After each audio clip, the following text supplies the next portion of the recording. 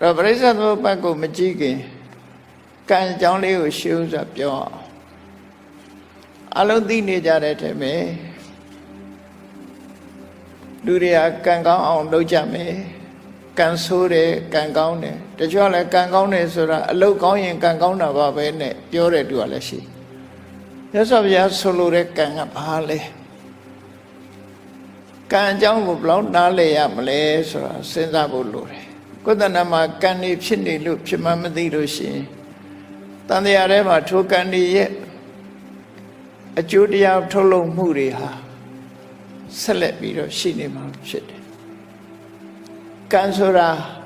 ဘာလို့ရမယ့်အရာလဲကိလေသာဆိုတာကရောကိုယ်တဏ္ဍာမှာဘယ်လိုအခြေအနေနဲ့ဖြစ်နေတာလဲ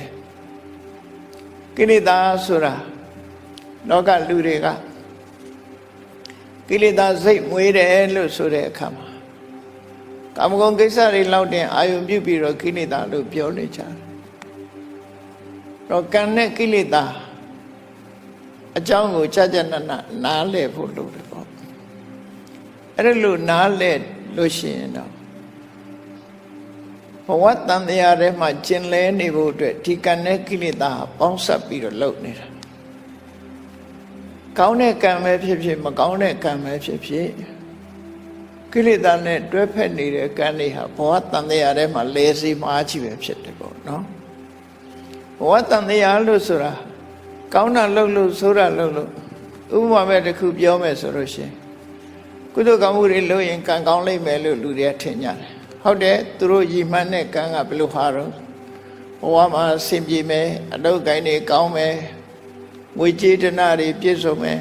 မတောင်းမတမကြောင်းမကြစားမယ်ယာရုဂုဏ်သိစီစဉ်ဥစ္စာတွေတိုးတက်မယ်အဲ့ဒါကိုကံကောင်းတယ်လို့ပြောကြတယ်နော်သို့တော့မကောင်းတာဘာလဲလို့ဆိုလို့ရှိရင်မကြခင်အိုသွားတာတို့မကြခင်နာရတာတို့ယောဂဖြစ်ရတာဒီကနေ့ခေတ်မှာကြည့်ဆေးရုံဆေးကန်းကြီးတွေကကြီးနေတယ်ရော့သွားတယ်လို့မရှိဘူးနော်မစီရတဲ့နေရာဆိုတာတွေဟာအကုန်စိတ်ကားနေတယ်လူတိုင်းဟာယောဂကင်းတယ်ဆိုတာမတမရှားနေအဲ့တော့ကံကောင်းတယ်နဲ့ကြိုးစားနေရင်ကနေပြီးကံဆုံးမိုးမောင်တွေ့နေကြတာပဲဖြစ်တယ်ဘဝတန်တရားထဲမှာကံကောင်းအောင်လုပ်ဖို့အလုံးကိုခဲရင်နောက်ဆုံးပိတ်အဆုံးသတ်မှာတော့အကောင်းတွေ့ဖို့ရမတမခဲရင်လေလူတိုင်းဟာသေဆုံးခြင်းမှာဆုံးတတ်ကြရတယ်ခင်မင်ကြတဲ့ဆွေတွေမျိုးတွေမိသားစုတွေကမျက်ရည်မျက်ခွက်နဲ့တောကနဲ့ပဲနေချရတာဖြစ်တယ်အဲ့တော့ကံကောင်းပါတယ်ဆိုရင်ဆိုတဲ့ပုဂ္ဂိုလ်ရောအဲ့ဒီလိုဟာမျိုးတွေ့ရလားဆိုတွေ့ရရာထူးကြီးတဲ့ပုဂ္ဂိုလ်ရောအဲ့ဒါမျိုးတွေ့လားတွေ့တာပဲစီစဉ်ဥစ္စာချမ်းသာကြွယ်ဝတဲ့ပုဂ္ဂိုလ်တွေလည်းတွေ့တယ်အဲ့တော့တန်တရားထဲမှာကံကောင်းတယ်ဆိုတာဘာပြောတာလဲကောင်းတဲ့အပိုင်းလေးကိုကြည့်ပြီးတော့ကံကောင်းအောင်လုပ်ကြတယ်အလုပ်ကောင်းရင်ကံကောင်းတယ်လို့လူတွေကပြောနေကြတယ်အေးကိလေသာတွေနဲ့တွဲဖက်နေတဲ့ကံတွေဟာအကောင်းသက်မရှိဘူးအဆိုးဘက်ကိုတွန်းပို့နေတာတွေဒါများတယ်ပေါ့ကံနဲ့ကိလေသာနှစ်ခုပေါင်းဆက်ပြီးတော့ဘဝတန်တရားခရီးကြီးကိုရှောက်လန်းစေတာပဲဖြစ်တယ်ကောင်းပြီကံဆိုတာဟာအလုံးကြောက်ကြတဲ့အတိုင်းကံဆိုတာကိုကြာဘူးနာဝရှိတဲ့ပုဂ္ဂိုလ်တွေကကံဆိုတာဘာလဲလို့မေးလို့ရှိရင်စေရနာဟံဘိက္ခွေကမ္မဝရာမိရသော်ဗျာကစိတ်ထဲမှာတွန်းအားပေးတဲ့သဘောလေးတွန်းအားပေးတဲ့သဘောကောင်းတာပဲဖြစ်ဖြစ်မကောင်းတာပဲဖြစ်ဖြစ်တွန်းအားပေးတယ် volition လို့အင်္ဂလိပ်လိုပြန်တယ်ထို့တဲ့ကောင်းတဲ့ဟာ stimulation တို့ motivation တို့တွန်းအားတစ်ခုလို့ဆိုလို့ကောင်းတာဖြစ်ဖြစ်လှုပ်ဖြစ်သွားအောင်မကောင်းတာလည်းလှုပ်ဖြစ်သွားအောင်တွန်းအားပေးတဲ့စွမ်းအားတစ်ခုပဲအလုံးကိုစုစည်းတယ်စေတနာဆိုတာ organization ပဲတဘာဝတရားတွေအလုံးကိုစုစည်းပေးလိုက်တယ်အဲ့ဒီစုပေးလိုက်တဲ့စွမ်းအားတွေနဲ့သူပေါင်းစပ်သွားတာအဲ့တော့ကံကိုဒီတမန်အဖြစ်ပြောရင်စေရနာဟံဘိက္ခွေကမ္မဝရမိလူတွေဟာဒီတွန်းအားအလိုက် စိတ်ထဲကကြံစီကြတယ်နှုတ်ကပြောဆိုကြတယ်ကိုယ်ဒီလျောက်လုပ်ကြတယ်ဘာတွေဖြစ်လာတော့ဆိုကမ္မဆိုတဲ့အမှုတွေဖြစ်လာတယ်နော်စိတ်နဲ့ကြံစီတဲ့အမှုနှုတ်နဲ့ပြောဆိုတဲ့အမှုကိုယ်ဒီလျောက်လုပ်တဲ့အမှုအဲ့ဒီအမှုကိစ္စတွေပေါ်လာအောင်တွန်းအားပေးတဲ့စေတနာကိုကံလို့ခေါ်တယ်လို့ဆိုဒါဖြင့်မြတ်စွာဘုရားရဲ့ဒေသနာတော်မှာစေတနာတစ်မျိုးတည်းကိုသာကံလို့ခေါ်ရလားလို့ဆိုမဟုတ်ဘူးဟောအလုံးဘောရဝတဝေသူရောစင်နေသိတဲ့အတိုင်းကာယကံဝစီကံမနောကံလို့ရှိတယ်မယ်စေတနာကိုမနောကံလို့ခေါ်ရမဟုတ်ဘူးကာယကံမြောက်သွားအောင်တွန်းအားပေးတဲ့တနည်းအားဖြင့်ရည်ရွယ်ချက်ရှိရှိလုပ်တဲ့ intention ပေါ့နော်တွန်းအားပေးတဲ့သဘောဒီမကောင်းတဲ့အရာကိုပြောမယ်ဆိုရင်သူများအသက်ကိုတတ်တယ်သူများဥစ္စာခိုးတယ်သူတို့အသားမယားစော်ကားတယ်ပြစ်မှားတယ်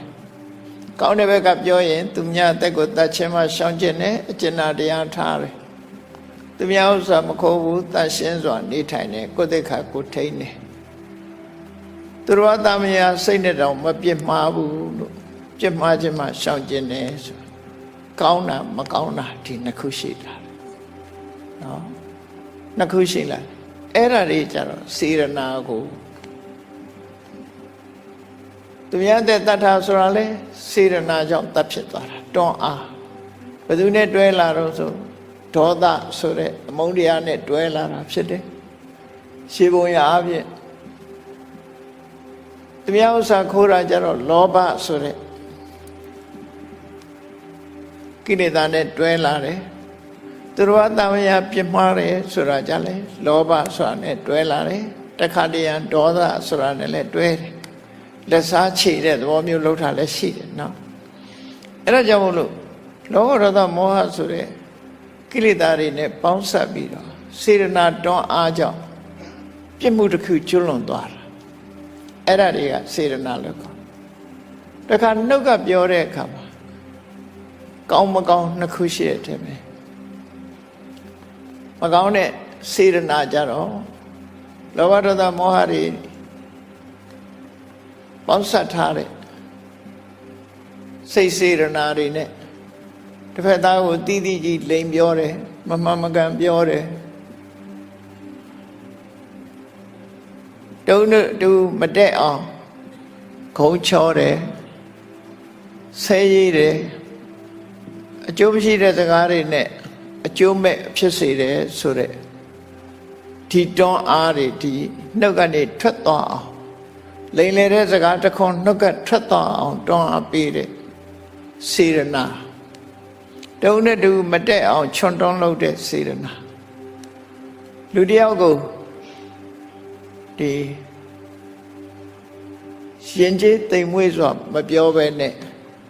တစ်ဖက်သားဒေါသဖြစ်သွားတော့တဲ့စကားမျိုးဆေးတိုင်းထားတဲ့စကားမျိုးနဲ့ပြောတယ်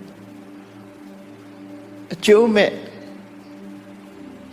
ကောင်းကျိုးချမ်းသာကိုမရစေနိုင်တဲ့လွယ်မာတဲ့အကြောင်းအရာတွေကိုပြောဆိုတယ်အလုသိနေကြတဲ့မုတ္တဝါဒပိတုဏဝါစာဖရုဒဝါစာသမ္ဗပလပါလို့ဆိုရယ်ဒီစကားတွေ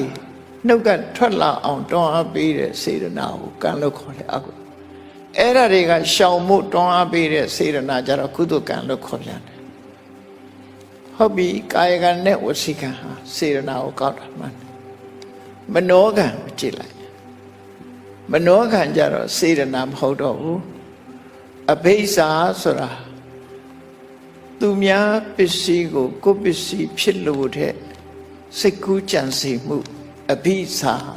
အဘိဆိုတာရှေရှုဇာဆိုတာစိတ်ကူးတာလောဘနဲ့သူပစ္စည်းကိုမှရချင်တယ်ကြံတွေးမှုစိတ်ထဲကကြံလိုက်တာနဲ့ပဲအဲ့ဒါကံမြောက်သွားတယ်နော်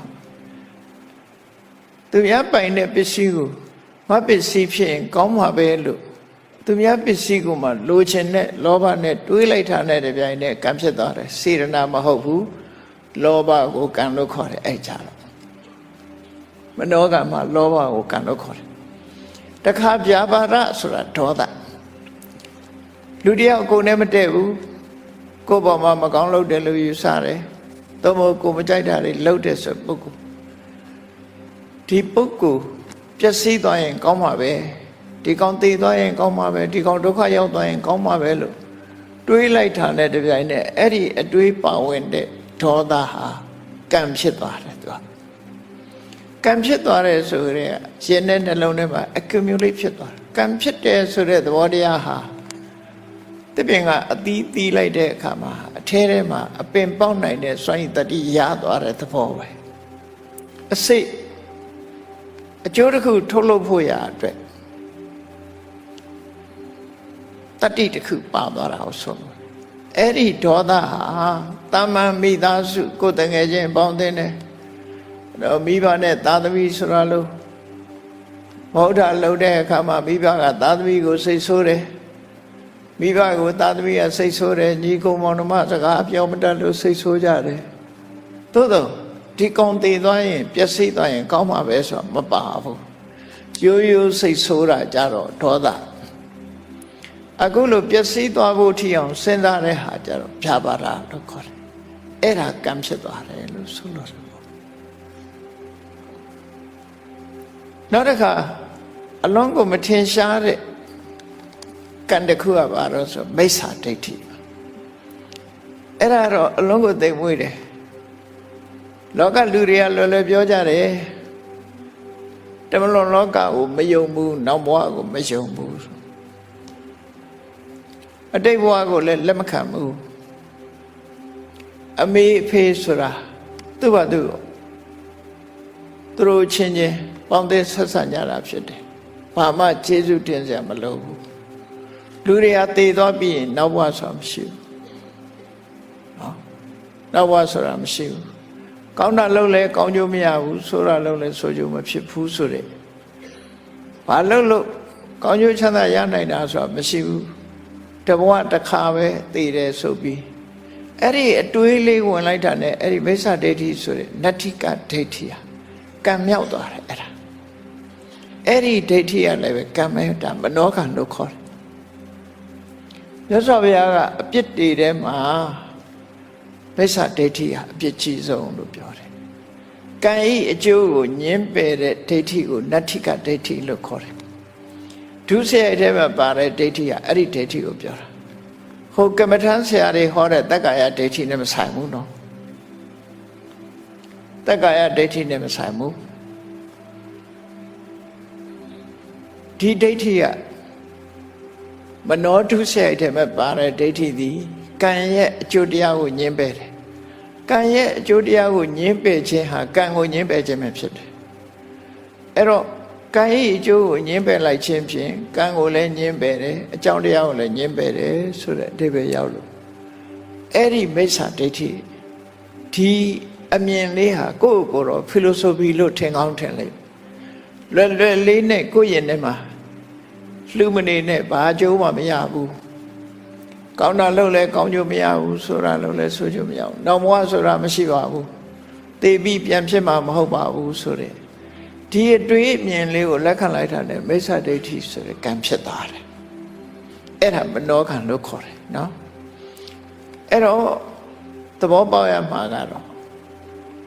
စေတနာဟံဘိက္ခွေကမ္မဝရမိလို့မြတ်စွာဘုရားနိဗ္ဗေထိကသုတ်တံမှာဒီတနည်းရတယ်ပဲဟောတယ်စေတနာသည်ကံမှန်တယ်အဲ့ဒီတွန်းအားတွေကြောင့်လုံးမိတယ်တွန်းအားတွေကြောင့်ပြောမိတယ်ဆိုတဲ့နေရာတွေမှာစိတ်ကူးချမ်းစိတ်မိတာကြတော့ခုနဒီသဘာဝတရားတွေအဘိဇ္ဇာဆိုတာလောဘဗျာပါဒဆိုတာဒေါသမိစ္ဆာဒိဋ္ဌိဆိုတာဒိဋ္ဌိအဲ့ဒီအကုသိုလ်စေတသိက်အဘိဓမ္မာသင်တဲ့ပုဂ္ဂိုလ်တွေသိလေအဘိဓမ္မာအကုသိုလ်စေတသိက်၃ခုအဲ့ဒါဟာကံပဲနော်ကံမြောက်သွားတယ်ထို့တူရဲ့ဒါမကောင်းတဲ့ကံဘက်ကမကောင်းတဲ့ဘက်ကဆိုတော့ကံဘယ်နှမျိုးရှိတုံးလို့အခုအကျဉ်းပြောမယ်ဆိုရင်အကုသိုလ်ကံဟာစေတနာကိုလည်းအကုသိုလ်ကံလို့ခေါ်တယ်လောဘကိုလည်းအကုသိုလ်ကံလို့ခေါ်တယ်ဒေါသကိုလည်းအကုသိုလ်ကံလို့ခေါ်တယ်ဒိဋ္ဌိကိုလည်းအကုသိုလ်ကံလို့ခေါ်တယ်နော်ဟောဒါမကောင်းတဲ့ကံဘက်ကဒါတွေရကောင်းတဲ့ကံဘက်ကကြည့်လိုက်လို့ရှိရင်တော့ရှောင်ကျဉ်မှုနဲ့သွားတယ်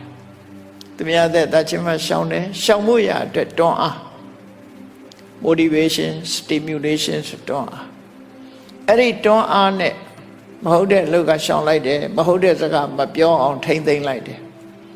အဲ့ဒါစေတနာကုသိုလ်စေတနာလို့ခေါ်တယ်တခါသူ့ရဲ့တိမ်မွေးတဲ့ကုသိုလ်စေတနာတွေကဘာတွေတော့ဆိုအနာဘိဆာအလောဘဆိုတာ generosity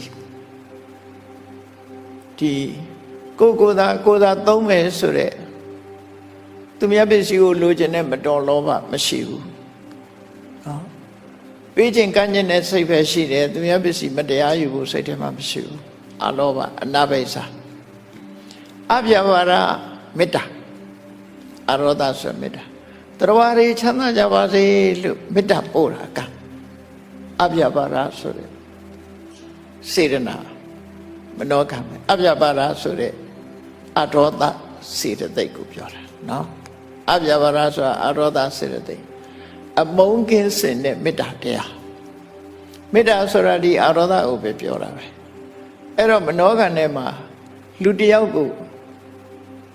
တရားတွေအလုံးချမ်းသာကြပါစေဒီလူအဆင်ပြေပါစေလောကကြီးမှာတယောက်ဒုက္ခပေးနေလို့ရှိရင်နေညမညတဒုက္ခမေ့เสียဘယ်သူမှဒုက္ခမပေးပါစေနဲ့ပြိဋ္ဌဲမှာပါတယ်လို့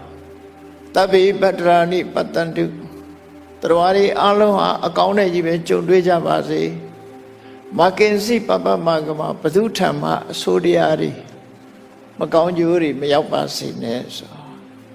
အဲ့ဒါအထောဒမေတ္တာအပြဘာရလို့ခေါ်တယ်အဲ့ဒါလည်းကံဖြစ်သွားတယ်နော်ကံဖြစ်သွားနောက်တစ်ခါတမ္မာဒိဋ္ဌိဆိုတာကြတော့ခုနလိုကိုင်းကြီးကျိုးကိုညင်းပယ်တာမဟုတ်ဘူးမကနဲ့အမြင်တစ်ခုယူစားအေးကောင်းတာလို့ရင်ကောင်းကျိုးရတယ်လူချင်းတန်းချင်းရဲ့အကျိုးကျေးဇူးဆိုတာရှိတယ်အမေဖေဆိုတာကျေးဇူးတင်လိုက်တဲ့ပုဂ္ဂိုလ်ဖြစ်တယ်အမေဖေကသာခွင့်မပြုဘူးဆိုဘာနဲ့တူတော့ဆိုလူစီလာဖို့ရအမေဖေက immigration ပဲလေသူဗီဇာထုတ်မပေးရင်လာလို့မရဘူးခုခေတ်ဆိုဗီဇာမပေးချင်လို့ကြိုတင်ဟန်တားတာတွေတောင်ရှိတယ်မတော်တဆလက်လွန်လို့ရောက်လာပြန်တော့လေအမိုက်ပုံနဲ့ထည့်ပစ်တယ်ဣမတလောကတဓာတိတာရောမိဘရဲ့ခြေဆုထဲမှာကျွေးတာစောင့်ရှောက်တာထားလိုက်အောင်အဲ့ဒီခြေဆုကကိုပြန်ကျွေးလို့ရသေးတယ်ပြန်စောင့်ရှောက်လို့ရကိုယ့်ကိုလူလောကကိုလာခွင့်ပေးလိုက်တဲ့ခြေဆုကဘယ်လိုဆက်လို့ရပါမလားကိုကနောက်မှလာတာလေအမေဖေကကိုယ့်ကိုလာခွင့်မပြုဘူးဆိုရင်လူလောကရောက်ပါမလားမရောက်နိုင်ဘူးမိုးကြရွှေကိုဖြစ်မှသာရောက်ကောင်းရောက်အမေဖေက immigration ပဲသူလက်ခံမှဖြစ်တာအဲ့ဒီလက်ခံတဲ့ခြေဆုကိုမြတ်စွာဘုရားကဣမတလောကတဓာတိတာရောဆိုမိဘရဲ့ခြေဆုကို၃ခွန်းနဲ့မြတ်စွာဘုရားဆုံးအောင်ပြောလိုက်တယ်တခုကအပါဒကကိုဝန်ကလေးကအမေကဆောင်းလျှောက်လာခဲ့ရတယ်မွေးလာတယ်လည်းဆောင်းလျှောက်တယ်မောတကမွေးဖွားလာတဲ့နောက်မှာဆောင်းလျှောက်ရုံနဲ့မကဘူးကျွေးမွေးတယ်ဟောနှစ်ခုဆောင်းလျှောက်ခြင်းကျွေးမွေးခြင်းနောက်ဆုံးတစ်ခုကတော့ဘာလို့ဣမတ္တလောကတ္တဓာတိတာတော့ဒီလောကကြီးကိုပြတယ်ဒါဒီခြေဆုကတော့ဆက်လို့မကုန်တဲ့ခြေဆုပဲမိဘခြေဆုကောင်းမဆက်နိုင်ဘူးဆိုတာအဲ့ဒါကိုပြောတာဘာလို့လို့ဆိုရင်ကိုယ်နောက်မှရောက်တာဆိုတော့မိဘကိုကိုယ်လူလောကလာဖို့ဆိုတာဘယ်လိုလုပ်တုံးဆက်သူကအရင်ရောက်တာလေအေးဒါကြောင့်မို့ဒီမိဘရဲ့ခြေဆုရှိတယ်လို့လက်ခံခြင်းသည်ပဲနေသူကတမ္မာဒိဋ္ဌိဖြစ်သွားတယ်အဲ့ဒါမနောကဖြစ်သွားတယ်တုံ့လောကဆိုတာရှိတယ်လူတွေဟာသိသွားပြီးရင်နောက်ဘဝဆိုတာရောက်လာအောင်မယ်ဆိုတဲ့ကံတရားရဲ့အကျိုးလက်ခံတာတွေမှန်သမျှတမ္မာဒိဋ္ဌိလို့ခေါ်တယ်အဲ့ဒါကြတော့ပညာလို့ခေါ်တယ်မိစ္ဆာဒိဋ္ဌိကဒိဋ္ဌိစေတသိက်တမ္မာဒိဋ္ဌိကြတော့ပညာ right understanding မှန်ကန်တဲ့နားလည်မှုနော်မှန်ကန်တဲ့နားလည်မှုအဲ့တော့အဲ့ဒီမှာကအလောဘရဲ့ အရောဒဆိုတဲ့မေတ္တာရဲ့သမာဓိဋ္ဌိဆိုတဲ့ပညာရဲ့ဒီသုံးခုကကံပဲစေတနာလည်းမဟုတ်ဘူးเนาะကုသိုလ်ကံထဲမှာဒီသုံးခုပါလာအဲ့တော့ကံဆိုတာဟာဒီတရားတွေကိုပြောတာပဲအလုပ်တစ်ခုဖြစ်အောင်တွန်းအားပေးတယ်တွန်းအားပေးလိုက်တာဟာသူက energy တွေစုသွားအောင်သူကစုဆောင်းလိုက်တာဒါမို့အာယုဟနရတ္တလို့ခေါ်တယ်သူတို့ကံတရားတွေကပေါင်းစုပေးလိုက်ခြင်းပဲစုလိုက်တဲ့အခါမှာစွမ်းအားပြေလာဒီကံတရားတွေကစုလိုက်သည့်အတွက်ကြောင့်ဆိုပါစို့တစ်ပင်တစ်ပင်ရဲ့အနှစ်ဟာဘယ်မှာသွားစုသလဲဆိုနောက်ထပ်အပင်တစ်ပင်ကိုဖြစ်စေနိုင်တဲ့စွမ်းရည်တတ္တိဟာဘယ်မှာသွားစုသလဲခဏခေတ်တော့ဂိုင်းကူးတာတွေဘာတွေရှိတယ်ပေါ့နော်အဲ့ဒါတွေထားတဘာဝအဖြစ်ဘယ်နေရာမှာသွားစုသလဲလို့ဆိုလို့ရှိရင်မျိုးစေ့မှာသွားစုအသီးမှာသွားစုအသီးမှာသွားစုအဲ့ဒီအသီးတွေကအစိတ်လေးတွေမှာသွားပြီးတော့နောက်ထပ်မှတ်ပြီးမျိုးဖြစ်ဖို့အဲ့ဒါလိုပဲလူရဲ့စိတ်အစဉ်ထဲမှာဒီစေရနာတို့လောဘဒေါသမေဒိဋ္ဌိအလောဘအရောဒတမပညာလို့ဆိုတဲ့ဒီတရားတွေပေါ်မှာအနှစ်တရားစုသွားလို့ဘဝတစ်ခုကြိုးပေးမယ်ဆိုလို့ရှင်တရားတွေဟာကြိုးပေးနိုင်လာတယ်အဲ့တော့ကံတရားဆိုဒီမှာကောင်းတဲ့ကုသိုလ်ကံရှိတယ်မကောင်းတဲ့အကုသိုလ်ကံရှိတယ်ကုသိုလ်ကံအကုသိုလ်ကံရှိမြတ်စွာဘုရားကဘုန်းကြီးတို့တွေနေ့စဉ်ဘာတွေလုပ်နေကြတော့ကိုယ့်ကိုစဉ်းစားကြည့်လိုက်နေ့စဉ်လုပ်နေတဲ့အလုပ်တွေကိုကြည့်လိုက်မယ်ဆိုရင်ဥဘောပုံညင်စပပင်စယမစ္စောကုရုတေဣထာလူဘဝလူဖြစ်လာတဲ့အခါမှာကောင်းတာလည်းလုပ်တယ်မကောင်းတာလည်းလုပ်တယ်နော်ကောင်းတဲ့လုပ်တွေလည်းလုပ်တယ်မကောင်းတဲ့လုပ်အကောင်းကြီးလည်းမဖြစ်ဘူးမကောင်းတာကြီးလည်းမဖြစ်ဘူးအကောင်းလည်းလုပ်တယ်မကောင်းလည်းလုပ်တယ်အဲ့ဒီကောင်းမကောင်းဆိုတဲ့အရာတွေဟာကိုလုံးလိုက်တဲ့အရာတွေဟာခုနရှေ့ကတွန်းအားတွေကိုရွယ်ပြီးတော့ကံလို့ခေါ်လိုက်တယ်အဲ့ဒီကံသည်တင်ညိတတတကံဟောတိတင်္စအာရယခစ္စတိကိုယ့်ရဲ့ထဲမှာဖြစ်သည့်အတွက်ကြောင့်ကိုယ်သာလင်ကိုယ်နဲ့သာသက်ဆိုင်သွားတယ်ကိုယ်ထဲမှာသာဖြစ်လို့ကိုယ်ပဲသက်ဆိုင်သူများနဲ့မဆိုင်ဘူးသူများနဲ့မဆိုင်ုံနဲ့မကဘူးဒီဘဝလှုပ်ထားတဲ့အရာတွေဟာခန္ဓာရှိနေသမျှကလပ်ပလုံးဒီကံတရားတွေကကိုယ်နဲ့အတူပါနေမှာပဲဖြစ်တယ်မကောင်းတဲ့ကံဆိုလို့ရှိရင်ဒုက္ခပေးဖို့ကောင်းတဲ့ကံကအကူအညီပေးဖို့ဆိုပြီးတော့လူတွေမှာကောင်းတဲ့ကံမကောင်းတဲ့ကံဒီနှစ်ခုနဲ့သွားနေမှာပဲဒါထုံးစံမကောင်းတဲ့ကံကဒုက္ခပေးတယ်ကောင်းတဲ့ကုသိုလ်ကံတွေကျတော့ချမ်းသာဒုက္ခပေးတယ်အဲ့တော့လောကလူတွေကကံဆိုတာအလုတ်ပါအလုတ်ကောင်းရင်ကံကောင်းပါတယ်နဲ့လွယ်လွယ်ပြောကြတယ်နော်လွယ်လွယ်ပြောကြတယ်သူတို့ပြောတဲ့ရည်ရွယ်ချက်ကတော့ခုနကတာမန်ကြီးပွားတိုးတက်တဲ့အလုပ်တွေကိုပြောတာဖြစ်ကောင်းဖြစ်လိမ့်မယ်နော်တကယ်ကတော့လောကမှာဒီလူတွေမှာနေ့စဉ်နဲ့အမျှကံတရားတွေကဖြစ်နေတာကိုသိသည်ဖြစ်စေမသိသည်ဖြစ်စေလူရင်နဲ့နှလုံးထဲမှာဖြစ်နေတဲ့အရာဟာကိုယ့်ရင်ထဲမှာကိန်းသွားပြီသူကရောက်ရှိနေ accumulation ဆိုစုမိဆောင်းမိဖြစ်သွားစုမိဆောင်းမိဖြစ်သွားအဲ့ဒါတွေကတင်ညိတတတကံဟောတိကောင်းမကောင်းတွေဟာကိုယ်ပိုင်ဥစ္စာကိုယ်နဲ့သာသက်ဆိုင်တော့တယ်တဗ္ဗေတ္တကမ္မတကဆိုတာအဲ့ဒါပြောတာကံသာလင်ကိုယ်ပိုင်ဥစ္စာကိုလှုပ်တာကိုယ်နဲ့သာသက်ဆိုင် responsibility ကိုဆိုလိုတယ်နော်ကိုယ့်ရင်ထဲမှာဖြစ်တာကိုယ်နဲ့မဆိုင်လို့ဘယ်သူနဲ့သွားဆိုင်မှာနော်ကိုယ့်ရင်ထဲမှာဖြစ်တာကိုယ်ခန္ဓာကိုယ်မှာဖြစ်တဲ့ယောဂကိုယ်ပဲခံရနော်ကိုယ်ပဲခံအဲ့ဒါလိုပဲဒီကိုယ်စားလိုက်တဲ့အစာရဲ့အကောင်အဆိုးဟာလည်းပဲကိုယ်ပဲခံရတာအဲ့ဒါလိုပဲကိုယ်ရင်ထဲမှာဖြစ်လိုက်တဲ့ကောင်းဆိုးကံဟာကိုယ်နဲ့သာသက်ဆိုင်တယ်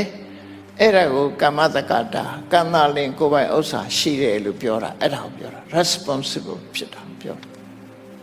ဟုတ်ပြီ responsible ဖြစ်သွားရင်ဒီဘဝတယ်လားလို့ဆိုမဟုတ်တင်္စအာရယခစ္စတိဒါကြီးကပါသွားမှာပဲဘယ်လိုလုပ်ပါလာတော့ ကံတရားတွေကဘယ်မှာကိန်းနေတာလဲ